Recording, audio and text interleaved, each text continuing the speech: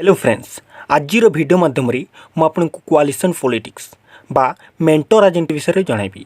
तेबे आपण समस्त को बहुत बहुत स्वागत जनाऊँगी यही मो YouTube channel PSC study centre को। तेबे चलतु आज भिडियोटी को आरंभ करवा। तेबे ये जो रही मेंटो राजनीति मुख्यतः बहुदलीय व्यवस्था देखा जाता राष्ट्रगुड़िक देखा जाए, अर्थात जो राष्ट्रगुड़िक बहुदलीय व्यवस्था देखा जाए से राष्ट्रगुड़िक मेंटो राजनीति देखा जाए। जो राष्ट्रगुड़िक एक बा दुई दलीय व्यवस्था देखा जाए सेठारे एकक संख्या गरिष्ठता हासिल कर सरकार गठन करने समस्याजनक नुहे, किंतु जो राष्ट्रगुड़िक बहुदलीय व्यवस्था देखा जाए सेठारे एकक संख्या गरिष्ठता हासिल कर सरकार गठन करने सहज नुहे। तेबे जदि आम मेंटो राजनीति कौन ताहा जानिबा को चेष्टा करिबा, तेबे एकाधिक राजनीतिक दल परस्पर मध्य सहयोग और बुझामणा करी सरकार गठन करने अथवा राजनैतिक क्षमता हासिल करने हेउछि मेंटो राजनीति।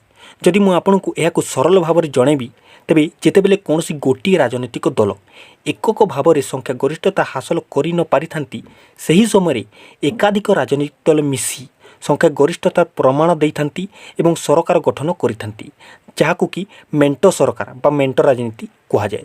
बा जेतेबेले दुई बा ताठारु अधिक राजनीतिक दल मिसी सरकार गठन करिथांती ताहाकु मिलित बा मेंटो सरकार कहा जाए बा आमे कहिबा मेंटो राजनीति कहा जाए। जदि एहाकु आमे उदाहरण माध्यम बुझाक चेष्टा करिबा, तेबे धरि नियंतु गोटे राज्यर इलेक्शन होची एवं से राज्य में 100 गोटी सीट रही, ठीक अच्छे ना, 100 गोटी सीट रही एवं से राज्य में जो दल मध्य 50 गोटी सीट हासिल करी दल से निर्वाचन में विजय लाभ करि। धरि नियंतु सेठारे 3टी राजनीतिक दल माने निर्वाचन में उठी, गोटे दल हासिल कला 40 गोटी सीट, आ गोटे दल हासिल कला 40 गोटी सीट एवं गोटे दल हासिल कला 20 गोटी सीट। तेबे एटारे कौनसी दल मध्य 50 गोटी सीट हासिल करि पारिले नाही। तेबे कौन करेंगे, जेकोसी दुईटी दल बा ताठारु अधिक दल मिसी संख्या गरिष्ठतार प्रमाण दे से माने सरकार गठन करिथांती, जहाकु कि मेंटो राजनीति बा मेंटो सरकार कहा जाए। तेबे वर्तमान मु आपनकु मेंटो राजनीतिर प्रकृति विषय जनइबी। तेबे ये जो रही मेंटो राजनीति मुख्यतः बहुदलीय व्यवस्था थिबा राष्ट्रगुड़िक देखा जाए एवं एथिरे दुई बा ताठारु अधिक राजनीतिक दल सामिल होइथांती। तेबे এই ଦଳମାନଙ୍କର ସାମିଲ ହେବାର ମୁଖ୍ୟ ଉଦ୍ଦେଶ୍ୟ କ'ଣ? ସରକାର ଗଠନ କରି ରାଜନୈତିକ କ୍ଷମତା ହାସଲ କରିବା। ନେକ୍ସଟ ମୁଁ ଆପଣଙ୍କୁ ମେଣ୍ଟୋ ରାଜନୀତି ଦେଖାଯିବାର ମୁଖ୍ୟ କାରଣ କ'ଣ ସେ ବିଷୟରେ ଜଣାଇବି। ମେଣ୍ଟୋ ରାଜନୀତି ଦେଖାଯିବାର ମୁଖ୍ୟ କାରଣ ହେଉଛି ବହୁଦଳୀୟ ବ୍ୟବସ୍ଥା।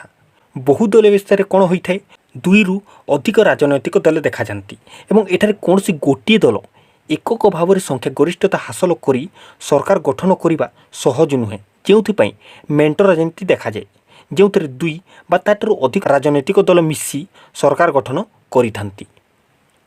तेबे आजिर भिडियोटी को एइठ रखुची एवं आजिर भिडियोटी आपन को केमिति लागला कमेंट लिखि निश्चय जणातु एवं जदि आपण एपरी भिडियो आहुर देखु चाहूचंती ताल चैनल को सब्सक्राइब करनियंतु एवं बेल आइकन को प्रेस करनियंतु, जहा फल रे आपण नियमित भाव में एपरी भिडियो पाई परिबे।